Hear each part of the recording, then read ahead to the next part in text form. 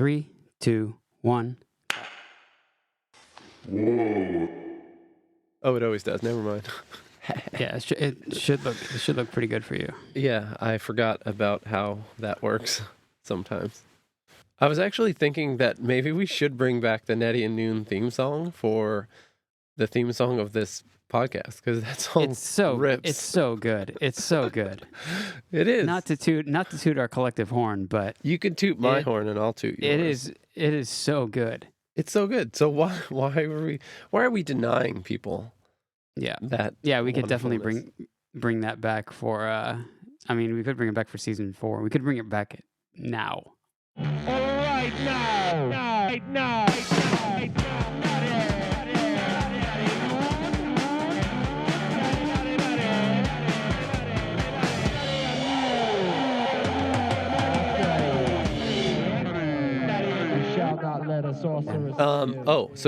So I was actually just thinking about that, and then thinking about the recording process of it, and I really liked the way my Philly house sounded. I don't know. It's a distinct sound. It just, I don't know what it is. Like, obviously, if you go to like a studio, usually like studios sound good, or they've like treated them well enough. But my place in Philly I think it just like sounded good somehow. It was just like a small, shitty bedroom. But the drums, I always got drum sounds that I liked down there. No disagreement from me. Anyways, I mean, the Mickey Mouse stuff, that sounded great. Yeah, like surprisingly like articulate and kind of heavy. Mm-hmm. It worked for that pretty well. Fuck yeah. Anyways, what else? Should we talk about protesters killed in Myanmar? They were doing like a general strike because the military said that they didn't believe the elections were like fair and honest, so they kind of just took over and ousted the president, and then everyone flipped out, did a strike, and I guess the protesters at this point, it's been going on for a week or two, but they started, I don't know, killing protesters. And Myanmar, I feel like we have a special connection to them as Americans, because they're one of the 3 countries in the world that use the imperial system of measurement. Who's the other one? It's the United States, Myanmar, and Togo. It's the Holy Trinity. The axis of evil. Yeah, it's pretty insane. If you haven't seen a map of it, like if you Google like what countries use the imperial system, it's just like a black and white world map with 3 countries in red, and you're like, wait, where are the other 2 countries? And they're just like tiny little blips. They're just like too small. Yeah, they're just like tiny dots. This might sound very ignorant of me, but doesn't Britain use like a hybrid? Yeah, no. Yeah, I guess that is sort of a thing. But yeah, they can't decide what's going on, I guess. They sometimes maybe use, is it miles they use? They use miles, yeah. Yeah, they use miles. I think they also use like pints in bars.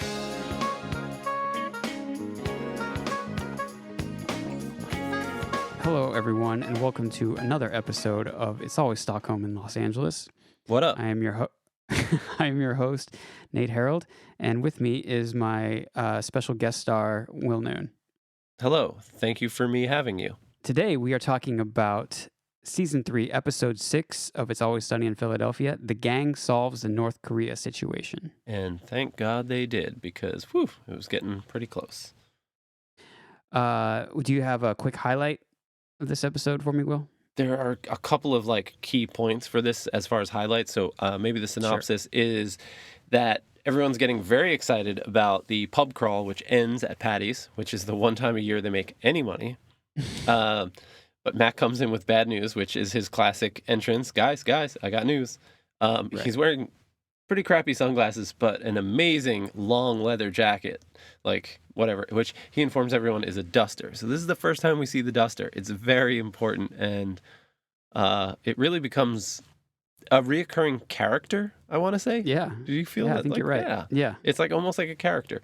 So we see the duster. Anyway, he informs that there's the Korean barbecue joint down the block signed up, so now they're going to be the last stop. And everyone freaks out. So between Dee working on her talent show, trying to kick it up a notch, and the guys getting intel, hilarity ensues when, I guess this is a long synopsis. No, you're good. You're good. When Charlie and Dennis are doing, some intel, one of the workers follows Charlie home. They hit it off. like a stray cat. Dennis freaks out because obviously he can't let Charlie win a game of hearts. And Mines. And Mines. And yeah, it all comes to a head with a part of with the talent show, basically. Yeah, Dee also does her part, and she really she's a real trooper when she tries to get the secret microbrew recipe. Okay, so highlights when Charlie's trying to open the pirate door with his That's what I was keys. going to say too. Yeah, that's what Dennis's reaction, they're so good. He's like, oh, so many, like hundreds of millions of. And he's like, what's worth a shot? He's like, no, it's not worth a shot. All of his reactions are so genuine. They really don't seem like acting. They seem like it's not Glenn Howerton acting as Dennis. It's Dennis reacting to what Charlie is doing. Just being like, no, absolutely, that's 1,000% not going to work. Another great highlight is the threat level. Unfortunately, the threat level is not midnight. But when the threat level gets elevated to yellow and Frank can't figure out what's going on, he's like, how could it go from orange to yellow? Like, yellow is less threatening. And then they start yelling and arguing. And Mac explains the system by showing him the orange juice behind the counter, which is orange and has like a little orange top on it, versus he pulls out the knife that they use to cut lemons and limes, and that has a yellow handle. And he literally stabs it into the counter and like in the midst of this yelling exchange. Incredible. Those were actually two things that I was going to talk about: is Mac slamming the knife, and basically the entire scene of Dennis and Charlie getting intel. It seems like most of the dialogue is improvised because it looks like they're like Charlie is basically laughing in a couple parts. Right. It seems like they're it's like, okay, so you're going to read the sign wrong. We're going to order beers, and then we're going to try to open the door, and then it's like everything else just felt improvised and so like off the cuff and hilarious. I love the idea of like enriching the beer, but it's like there's no specification as to like what that means. Right. And they're both just like, oh shit, they're enriching it. Well, Charlie has a little experience because he has had enriched beer once. He's only had it once. That's a good point. But with the threat level colors, Frank is right. If they're referring to the like post 9/11 terror threat thing, I just looked that up. Yeah, just obviously. to make sure, because I was like, maybe they're making fun of it and like yellow was higher elevated, but it's not. No, of course not. I just wanted to double check. Right. But the fucking knife, using the knife color is the most threatening as like a metaphor. The thing that I am curious about is yellow the top threat level? Is yellow the most threatening? So in that case, it might be. It might be. Yeah. It's very threatening to me when he stabs the knife onto. Like, I would be threatened. But is there something below orange that is less threatening than an orange juice container, which seems pretty difficult to do? Yeah. Was that orange juice? It didn't even look orange when he picked up. It looked like I thought it was juice. Oh, maybe it's grapefruit juice, but I think the cap on the top was orange. So it was like gotcha. Container was orange. But oh goddamn. So that implies that either there's something less threatening than orange, which it seems kind of hard to pull that off. Like, what would be less threatening than a grapefruit juice or something? Right. But if that's not the case, then there's something more threatening than a small yellow knife. But what would be more threatening than that in the bar that's red? Something to think about. I don't know. Other great things towards the end, when they realize that when Dennis wasn't able to stop Mr. Kim, and they ask Frank if he has his gun, he pulls it out and points it at them. That was such a good thing. And then when they're talking about the North, they're like, I think someone's like, why do you assume they're North Korean? And then it's like, oh, because they're the bad ones. They sneak down from the border, and it's not a main line. It's like snuck in there. But I think Dennis says, are they smaller? And there's a couple more things that are going to come up, but I think there, baby. This was just a fucking killer. It is. So oh my God. We start at the bar 4 p.m. on a Monday. The episode starts out with such a huge bang because it's Dee doing a Christopher Walken impression, which is not good. So he shoved it up his ass. I have no idea what you're doing. Why is Christopher Walken? It sounded like Rosie Perez or something. I thought it was okay. Really? So it wasn't as bad as Dennis said it was, but it's a great classic Christopher Walken monologue from Pulp Fiction. Mm-hmm. Paraphrased quite a bit. Birthright. So he hid it. In one place he knew he could hide something, his ass. 5 long years he wore this watch up his ass. Then he died of dysentery. Give me the watch. Yeah, so the guy's not into it. Mac makes a grand entrance. Guys! I got some news, some terrible news. We got a huge problem. And he's wearing the duster. What I was thinking about the duster was like, do you think this is the same thing as what we talked about with Charlie having like the magic knives? Like they probably just saw that in the prop department. Is it possible that they just saw the duster in the costume department and worked were like, it in? I mean, somebody's got to wear this, right? Because the only thing that Max says about it is that he bought it with the money he was going to make from the pub crawl. Right. There's no like need for it other than it looks cool. So to me, it seems like a funny, like that would be really great if we wore this in one of the episodes. Yeah. That's why we need to get Rob on here. Yeah. So we could ask him, we could say, the duster, we love it. Everyone loves it. Fan fave. Where did it come from? Where did you go? Did you, in your mind, picture he's going to have this awesome leather duster and it's going to be a big deal? Or did you see it and say, that thing rules? We got to work that in.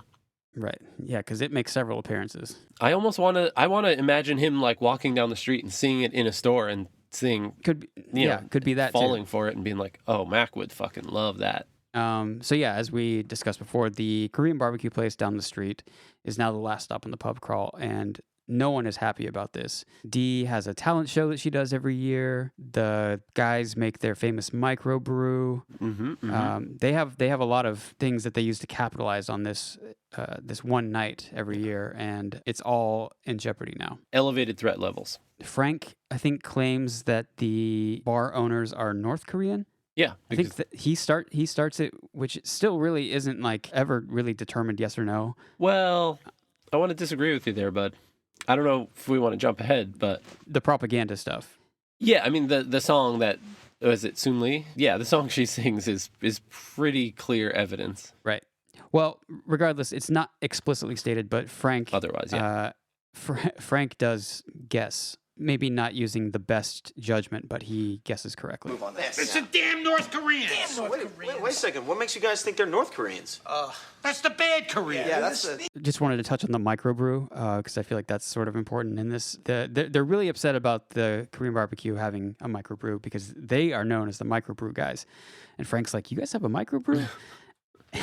Which is interesting because we haven't seen any brewing sort of equipment at the pub or in the basement, No. which we've seen several times. Although, as we've established, the basement is a labyrinth, an unending world of opportunity. So constantly morphing. There and could shifting. be easily space for a microbrew setup. Right. I don't even know what that means, to be honest. Have you seen the movie Annihilation? Is that when there's like a shimmery, glittery? That's kind of what the basement's like. It's just kind of like shifting and moving and changing its DNA. Right. Going from a gun range to a casino to a, microbrew. I think microbrew just means you make a small batch of beer. I could be wrong. Right. So the equipment used to make it isn't very, very small. Right. So they explain what their Dee explains what the microbrew is. It's amazing. They throw all the skunk beer into a trash can and then they sell it for $10 a glass. I mean, again, I don't know much about microbrew beer, but it seems like that might actually work with some people. Yeah, you get them drunk enough at the end of the pub crawl. Right, that's the thing. Like, here's a $10 beer. It's really good. It's microbrew. Okay, so two things. First, all of this really does hinge on them being the last stop. Right. That's like a key component, which you're correct in saying that everyone's probably already very drunk at the end of the pub crawl. And that's where they would stay, theoretically. Right. Because you don't, for a bullshit talent show that no one would otherwise be there. Yeah. Yeah. And yeah. So I think that's, damn it, I forgot the other thing I was going to say. I don't know. Oh, well. Shit. I believe the next scene is them making the microbrew. Frank and Mac are brewing the microbrew in a trash can, as Dee correctly pointed out. Frank is pouring in a ton of moonshine. Right. Mac says, we don't want the people to go blind. There's a really great Frank bit where he tries it and he's like... we gotta lace it with something sweeter. We gotta add a little sweetening. Oh, Deandra, could you be a darling and run down and get Daddy some antifreeze? Right. I wanted to ask you about this because I'm very, very, I'm a noob to the alcohol community. I couldn't be more noobish. But there's an episode of The Simpsons, I think, where they're making wine. Somehow Bart gets like lost in France, and he's like forced into some child labor situation where he's like making wine. Okay. And they add antifreeze to it. What is that? What does that do? What does that mean? Is that a thing? I just thought it was a joke about poisoning people. Oh, I don't know. I've never drank antifreeze before. That's what you say, but maybe you don't know. Oh, you mean like if someone made a drink with antifreeze and I didn't know? Yeah.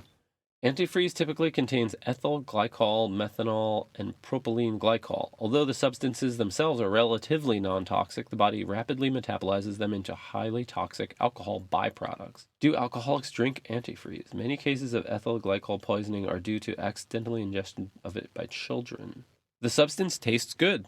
Okay, there you go. It's because it tastes good. Apparently, it tastes good and it's got alcohol. I have heard that you're supposed to dispose of it properly because animals will drink it sometimes. Huh.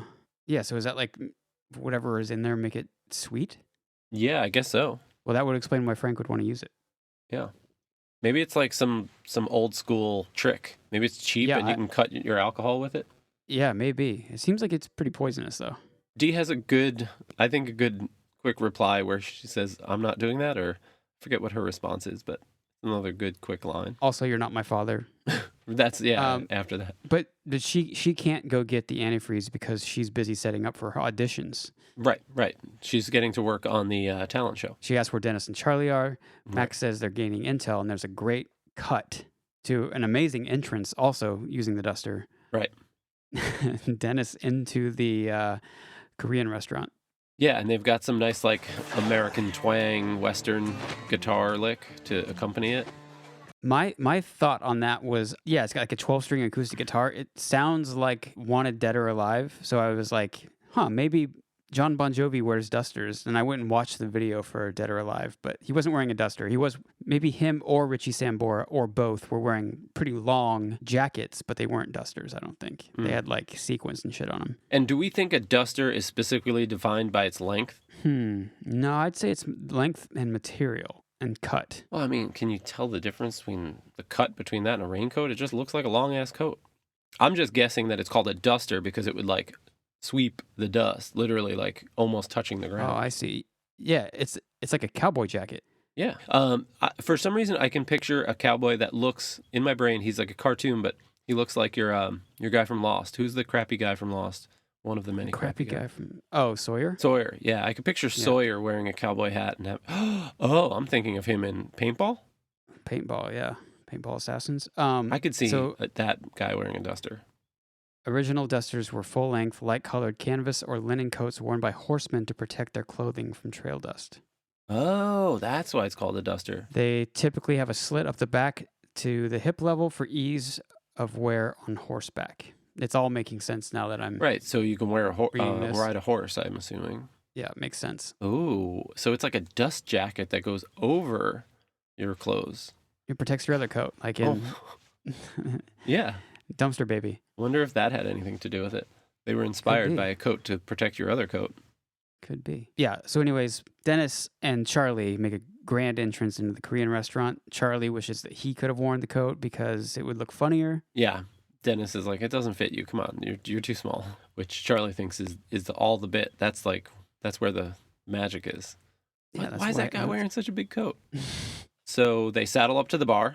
They check out the microbrews. They react very positively, almost too positive. I mean, this is good beer. This is really good beer. And really then they realize it's too good. Oh, shit. God damn it. That is really good. That is good. They must be doing something to it. And they go in for another sip. Yeah, they must be putting something in that. And that's when I think Dennis looks at him and says, "Do you think they're enriching it?"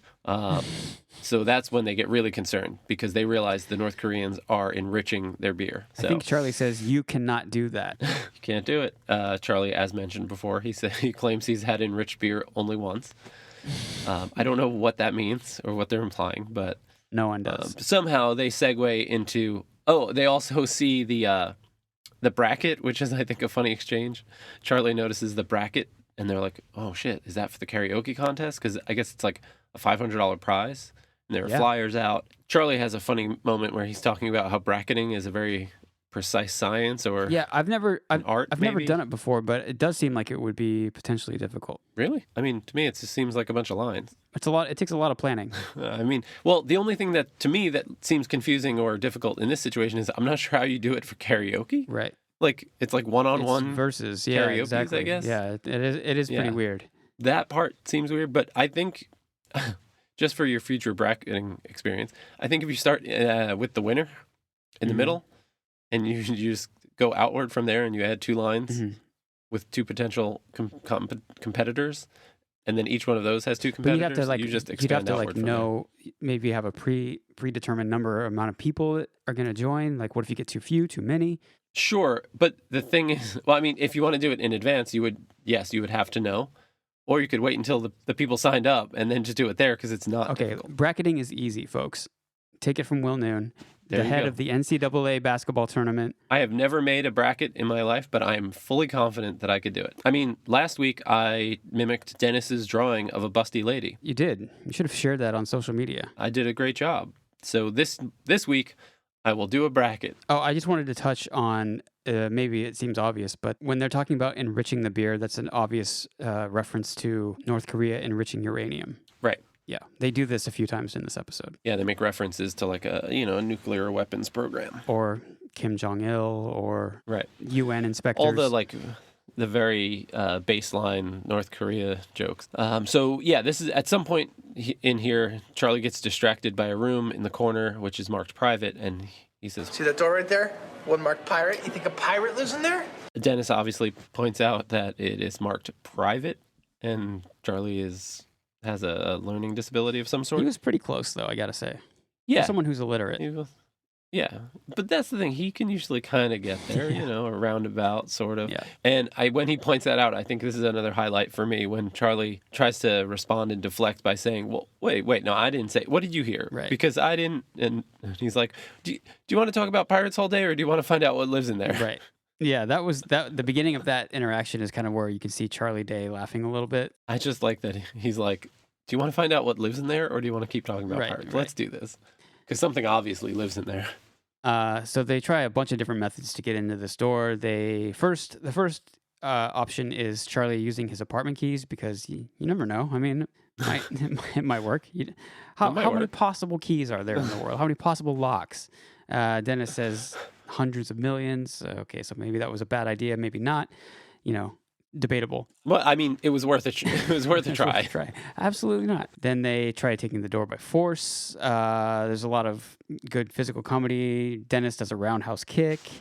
Yeah, his spin kick is pretty good. I know, because he does like this jumping spin kick, and yeah, I'm like, okay. I was like, I don't think I could do that and stand up. or I would I would break my ankle or something. So I was pretty impressed. Also, I thought it was funny that this is coming off of Dennis's successful kicks on Ingrid Nelson's door. Right. In the last episode. That's a good point. He successfully kicked in a door just last episode. But that one wasn't marked pirate, so. Yeah. Pirate doors are way more reinforced. Yeah. Oh, actually, does Charlie say that they must be doing something to the door too? Oh, maybe. Does he make a reference to like enriching the door? I'll try to throw that in there if I find it.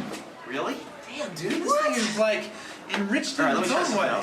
Yeah, so they fail. They use Charlie as a battering ram. Charlie puts on the duster as like an extra layer of protection, and they are interrupted eventually, like after a really long time, by Mr. Kim himself, who just looks exactly like Kim Jong-il. Yes. Yeah. Yeah. And it's played by a woman, which is like just another like funny thing that they decided to do. Yeah. Again, this is the same thing where they're just it's so good. Yeah. And they I like the fact that I guess it's funny either way to not address it, but also it's funny to address it because they do address it. Yeah, because they're like Kim Jong-il had. Did you say? Kim Jong-il had hair very similar to that woman's hair, and obviously like wore clothes like that too, but. Clothes are kind of unisex. So it was the hair was what really like you might want to think about doing something different with that hair. I think is what Charlie says. And Mr. Kim obviously kicks them out. Yeah, literally throws them out. Out the back door. Yeah, so they get tossed out into the alley, into the dumpster area behind the Korean barbecue place, which is where they see a woman before Mr. Kim goes back inside. She yells at a woman who's taking like a smoke break of some kind, like a waitress. Then they have an exchange where they're yelling. They are screaming. Yeah, they're screaming. It's very aggressive. So and aggressive. it reminded me of how I feel a lot of times typically when people are speaking certain languages, it seems more aggressive than others. For sure. German seems pretty harsh sometimes.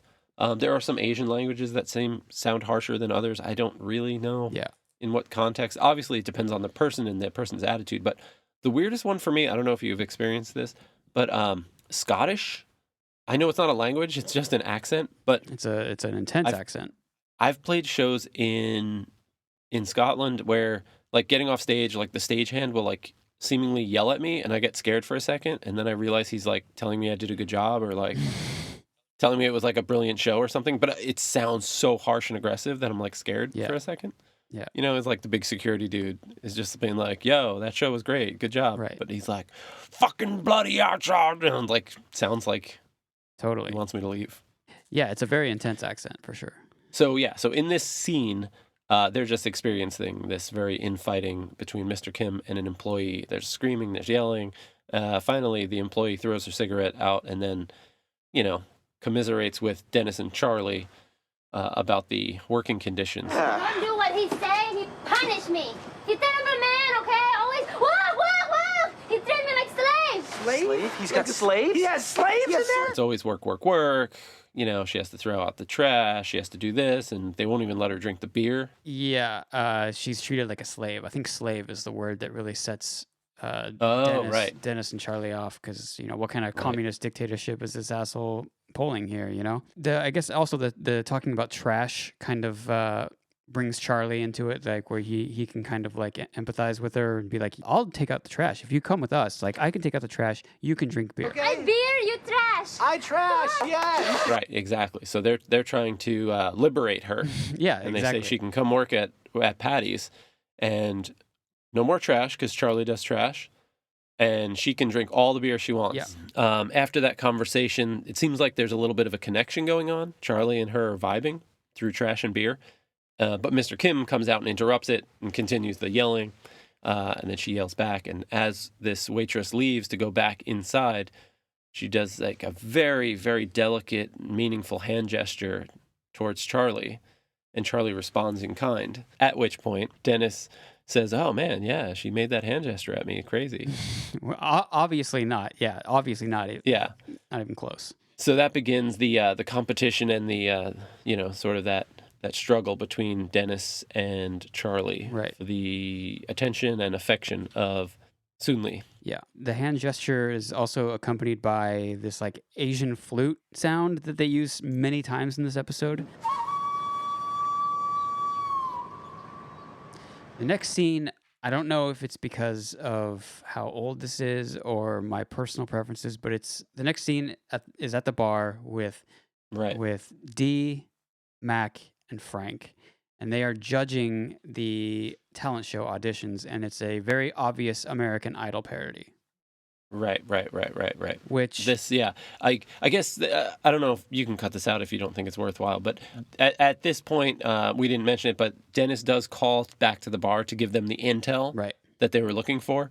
That's when he informs them about the enriched beer and the karaoke contest. Yeah, and that's where we get stepped up to a higher threat level. That is a good point to bring up. So, as we've mentioned before, Frank is unaware of the Patty's specific threat level system, so it gets elevated, and because of this, because we're now at threat level yellow, which is an intimidating knife, Mac and Frank commandeer the talent show.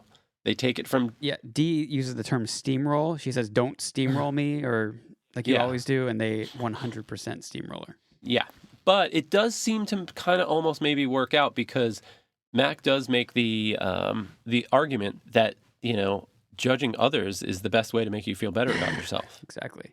Which it seems like, you want to feel bad for Dee because they are being assholes and taking this from her, but it does really seem like that's all she wants. Right. Their assessment doesn't seem too far off that it's kind of pathetic and she just wants to get people into a talent show that are worse than her so Right. she can win, which always backfires. So why not just be the judge? Then you win no matter what. Yeah, I definitely see Mac's point. You're right. Yeah. So this is when we come into them being the judges, and they're doing an American Idol ripoff. And yeah, this is my one major slow point downside for this episode. It's pretty bad. I never watched American Idol. I know enough about it to know that they were doing parodies, impressions of Paul Abdul, Randy Jackson, and Simon Cowell. Yeah. Mac is Simon. He's just like the cold dickhead. Dee is super fucked up and very, very sweet and appreciating everyone's contributions and doesn't want to upset anyone. Right. Maybe like overly sweet. And Frank as Randy Jackson just says dog a lot. Yeah. That's kind of his personality, basically. Yeah, that's his like not catchphrase, but yeah, that's how he speaks. He says dog a lot. Yeah. So Martha comes in with her finger symbols. I was trying to think of her name. And has like a super weird bit. It's kind of exactly what you would expect from like a random shitty dive bar in South Philly Holding auditions for a talent show. But the dog was buried by the bright sunlight. And then their responses, the Mac wants to hit her with a manhole cover and take his eyes out and cram them in her ears. I will say that his line there was pretty good. Yeah, Dee says that she loved everything. She's so sweet. Her hair looks like a light bulb, maybe? Yeah. Something like that. And then Frank, again, each one has its merits, but overall I think the impression, like, it's a weak scenario, but I think they do their best with it. So Frank says, the line I like from him is that the finger symbols need work, dog. Yeah. So it's like there are moments within it, but it's mostly a cloudy sort of scene. I could see this scene being very funny to people when it came out. Right. That like watched American Idol. Mm-hmm. Because I mean, you couldn't escape knowing about it and knowing about Simon Cowell and Randy Jackson and Paul Abdul.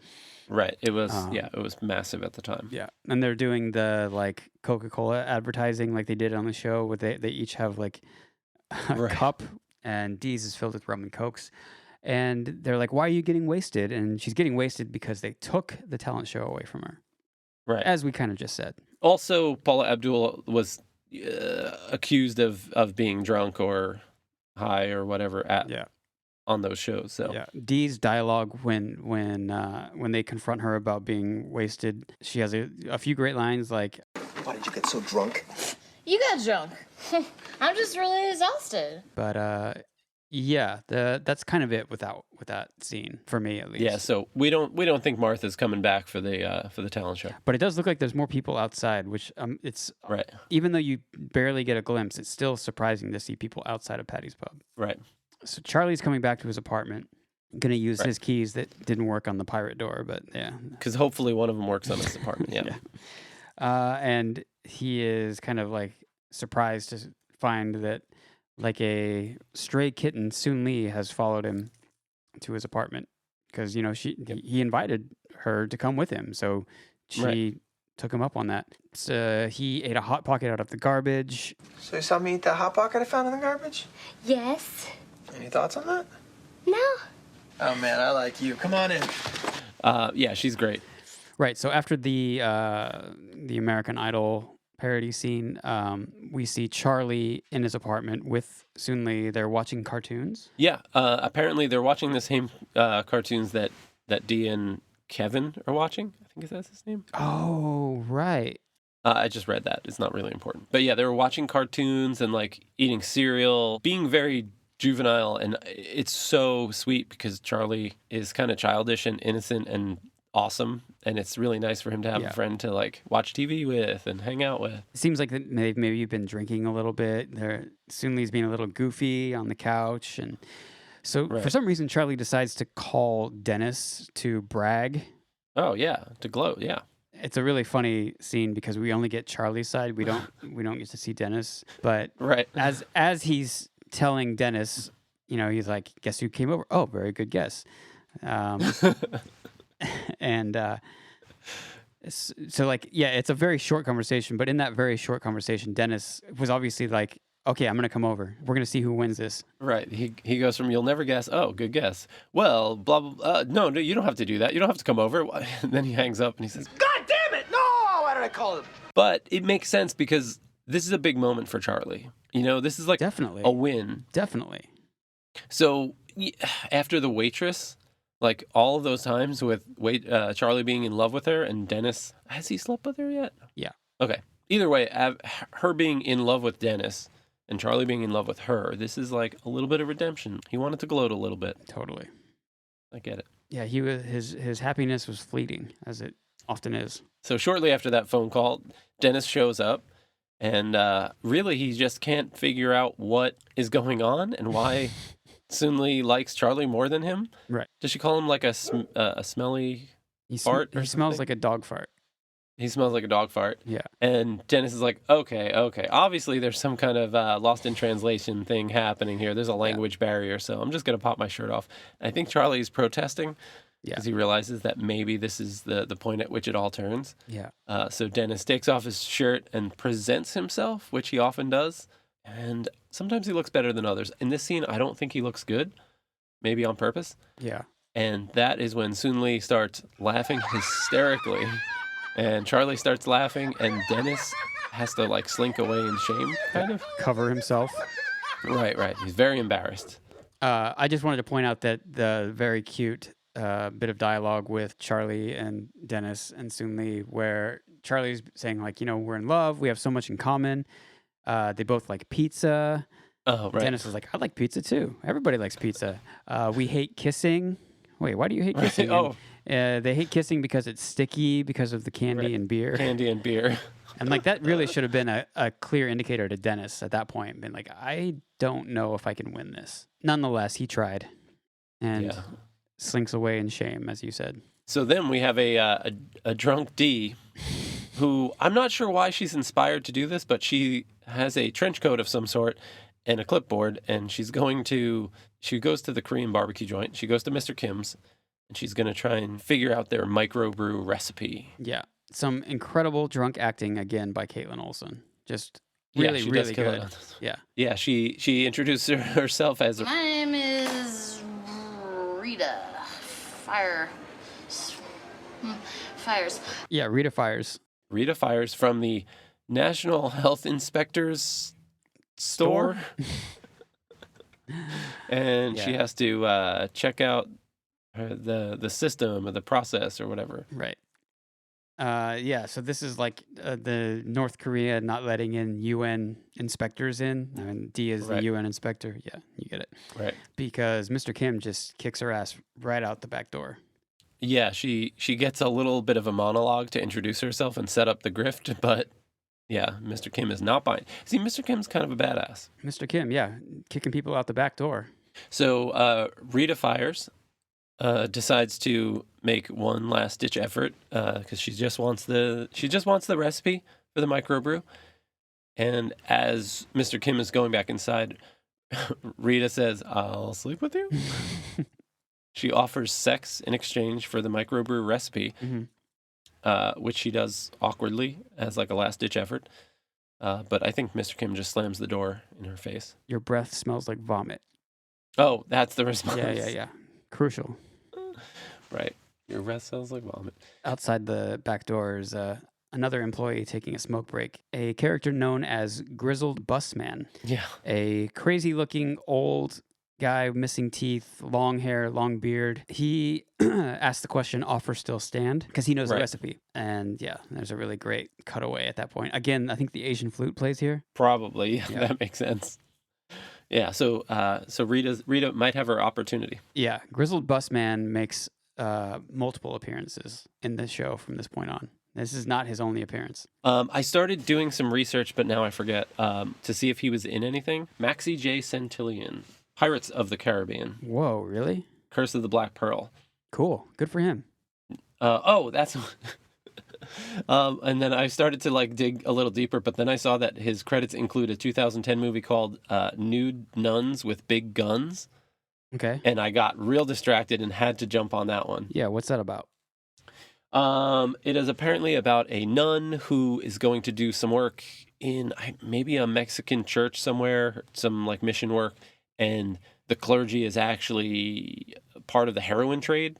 Okay. So they like abuse her and they sell her to a drug trafficking gang. She breaks free or something, and she has a vision from God. Mm-hmm. And then she like steals all their guns, and God is like, yo, you have to take revenge. So then she goes out to like kill everybody. Sounds cool. Yeah. Honestly, awesome. yeah. And they were a part of, I think the production company was a part of like one of the biggest lawsuits that deals with like pirating. Apparently they found almost 6,000 BitTorrent users. Oh my God. That downloaded the movie. They went after him? They started the proceedings for that. Holy and they shit. said that if they won, there was a good chance that they would have, even if they settled, they would have made more off the settlement than they did off the movie. Not surprising, but that's crazy. That's some goof. I'm glad I didn't torrent that one. I paid for my copy. nude nuns with big guns. It's such a good. I mean, I had to stop. The title, that title is attention grabbing. The title alone. Yeah. The title mass alone. Come on. Also, I guess this is a good divergent place, and then we'll just like dive and wrap. Yeah. Mr. Kim. Yeah. Was also in a bunch of stuff. Okay. She's great. And I forget what she was in, but apparently I tried to watch it, but apparently The Office is not on anything right now, or something, or maybe it's on like some weird program that I couldn't find an episode of The Office. But when Michael hits Meredith with his car. Yeah. And then he does the fun run. Right. Her hospital roommate is apparently Mr. Kim. No shit. Yeah, I mean, which is not a big part, but she was in a ton of stuff. The Pursuit of Happiness. Wait, what? She was in Pirates of the Caribbean too. Oh my God. But she was in a different one. She was at The World's End. Okay. Moneyball. I don't know who plays what, but she was Billy's secretary. I don't know who Billy is, but I think Billy is Brad Pitt. No. Well, in the film Bean, Brad Pitt and Assistant General Manager Peter Brand, Jonah Hill, faced with blah, blah, blah, blah, blah. Bean? His name is Bean? I don't know. Beane. I think his name is Billy Bean. Oh, there you go. So then, Billy Bean. There we go.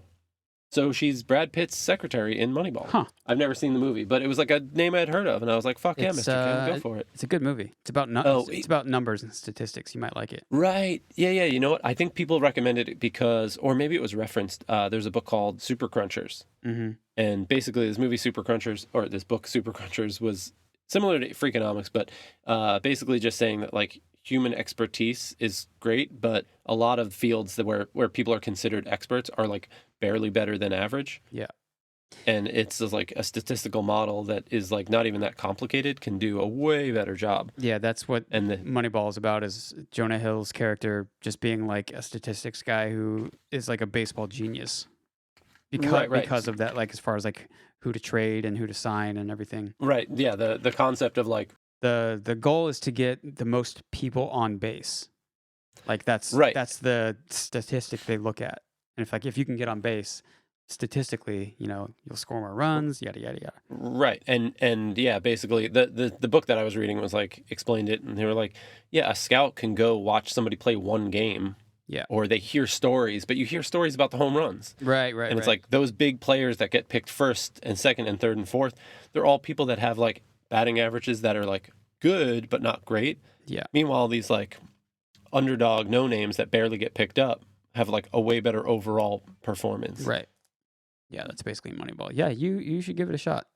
You might like it. I mean, I read basically a story about it or similar to it, and I love that, so I would like it, I think. Yeah, there's not a ton of baseball in it, so I don't know if that helps. Like that. Anyway, so this guy, Maxie J. Grizzled Busman. A.K.A. Maxie J. Basically offers to sleep with Rita Fires in exchange for the... Such a good name. In exchange for the secret microbrew recipe. I don't know if she has a reaction, but... She's just drunk enough to do it. But yeah, we know what the outcome is. And then it's followed by a great scene. This is where like, okay, they are North Korean, comes in because she wakes up in this like dormitory style. Not even that, like sweatshop maybe. Yeah, it's like 3 bunk beds with people sleeping in the middle of it, like on the floor. there's like 12 people in a small room. Yeah. And there's just what we assume is Korean propaganda posters on the wall. Yeah. Mr. Kim. On the And wall. again, it's hard to say favorite when there's multiple favorites, but this is definitely one of the best lines in it when she wakes up. No doubt. She's all groggy and she says, Am I in America? Yeah, it's a really, really great line, a great delivery.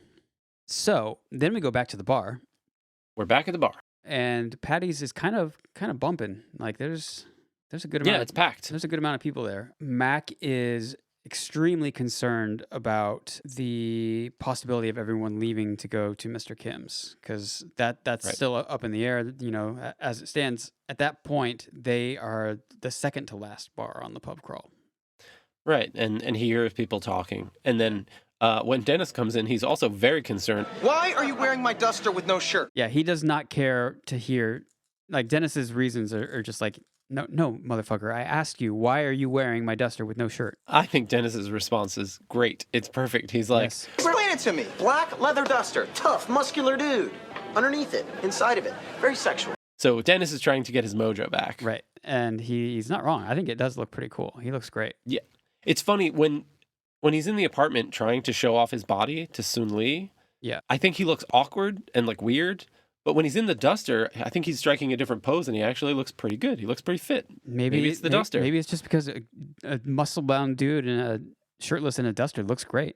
You know? Yeah. Just accept that truth. I need a duster. Frank comes in with a plan, like plan D, I guess, for the pub crawl to get people to stay. He comes in with a very long garden hose, and he's going to.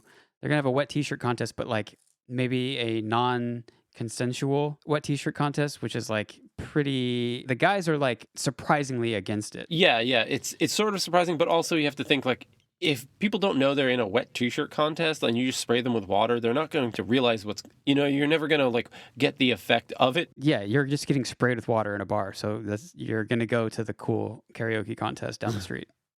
Yeah. So they realize it's not going to work, and they explain that to him. So they decide maybe. Oh, that's when Charlie and Soon Lee come in. Right. They're all happy and giddy, and they explain that they just got engaged. We are so happy, and do you know why? We just got engaged. Yes! You guys just got engaged? Yes! Yes! So now we're engaged. And everyone's like shocked, but Charlie's happy, and they're going to go get champagne. Yay. And it happens to be that Soon Lee is wearing a white tank top. Right.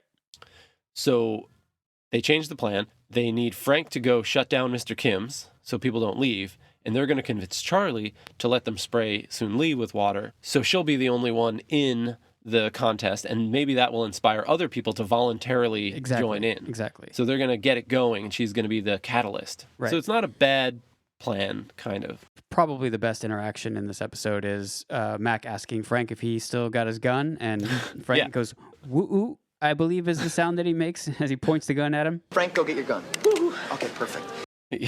The editing in that interaction is so fucking good, and just like it's so because it's like it's too fast. It's such a good bit that they have. They've been doing it like, I don't know, like with 3 out of the last 4 episodes where everyone's like, Frank, do you have your gun? And he literally pulls it out of his pocket. And points It's it at like them. right there. Yeah, and points it at them usually. When Dennis is talking about this plan, there's a very weird, overly aggressive bit of dialogue where he's talking about crushing any hope of happiness that Charlie has. When she jumps up on the stage, we'll blast her with the water. The crowd will go crazy. The other girls are going to want to join in, and we will save the bar, and then she'll break up with Charlie, ruining any hopes for happiness that son of a bitch ever had. Yeah, so there's an excessiveness, and we're seeing, again, Dennis's like dark side come out. Yeah. I was just going to say, later on, we'll see that Charlie doesn't, I don't know if it's worth saying, but Charlie doesn't know that this, like they say they're going to get Charlie on board with this plan. But when we cut back later, Charlie's unaware when they're about to spray her. He finds out right before it happens. Right. He's like, wait a second. Right. You're going to do what? And they're like, yeah, we were going to spray her with the hose and thereby exposing her breast to the entire audience. Right. Is that cool? And he's like, that's very cool. So, yeah, this is a very fast-paced scene. So Frank leaves to go to Mr. Kim's. Dee comes in, very happy with herself, surprisingly not hungover, or like she looks Like she's not. She's sobered up. Yeah. She's sobered up. She has the recipe from the Grizzled Busman, but it's in Korean. Right. But she's confident. Yes. And she's like, she's flying high. Yeah. Dee's back, baby. Which is weird because it seems like she's here to save the day. Yeah. But having the recipe for a microbrew when people are about to leave the bar, it doesn't really make sense. Yeah, that's more for like next year maybe, but whatever. But either way, she got it. Yeah, she what she had to do. She got the recipe. She got her mojo back. So they give the note to Sun Lee to translate, and it's fucking hilarious. It's not a recipe. It's a note saying, Bonnie American is dirty, dirty whore. She bring much shame to herself and country. Great, good work, Dee. Yeah, you really topped yourself this year, sis. And that's when the guys are like, Charlie, can we speak to you? Good job, Dee. See you later. Yeah. So the guys pull Charlie aside to talk to him, but not talk to him. Right. And this is this is another best moment of the episode where Sun Lee just super happy and super nice, non-judgmental. She's hanging out behind the bar. Charlie and her just had champagne, and she just looks at Dee and says, "You whore." Yeah, so good. And Dee either nods or says yes, acknowledges it, and then you don't even cut back to Sun Lee. You just see behind her shoulder, and she gives a quick thumbs up. Yeah. That Dee has to respond to with a non-heartfelt thumbs up. Yeah. Oof, it's so good. So Frank is at Mr. Kim's. You can tell how well this gang fits in together because he's doing the same thing that Dennis and Charlie were doing. He's just trying to bust his way through the door. There's no like knocking or nothing. So he pulls out his gun, and I guess he's about to shoot the door. Yeah, shoot the door down. And Mr. Kim answers, What you want? I'm gonna have to ask you to shut this place down. I am shut down. Look around, you jerk. No one here. it's because Mr. Kim's daughter is missing. And Frank's like, yeah, it's no big deal. She probably just like met some guy and, you know, she'll come home later. And she's like, you sick pervert. She's only 12 years old. And there's a classic Frank. Oh, shit. Yeah, so it's all unfolding. Frank is now realizing that they are about to spray a 12-year-old girl with a hose at their bar, which would be bad news.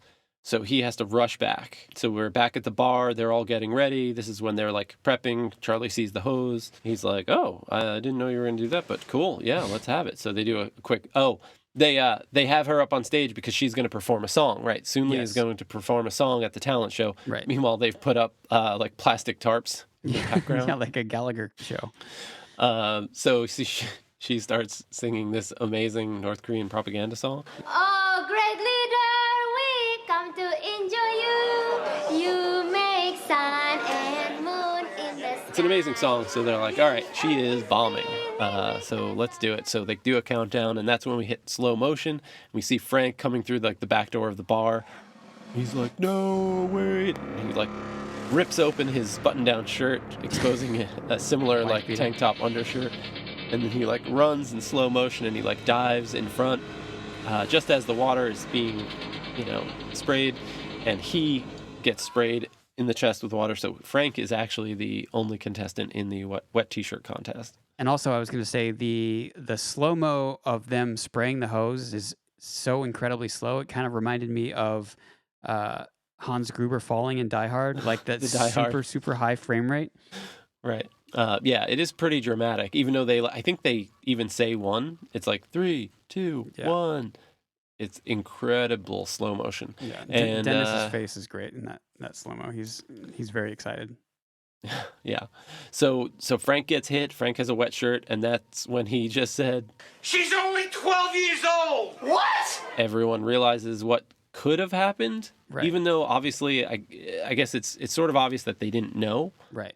But still, everyone's freaked out and weirded out, so everybody piles out. There is that line when Dennis and Charlie first go to the Korean restaurant where they're like, what's up with that waitress? Is she 14 or 40? They're timeless. They're ageless. So right. That's like some foreshadowing. There is a sort of reference. Yeah, so Dennis is like, you guys don't have to leave. Come on.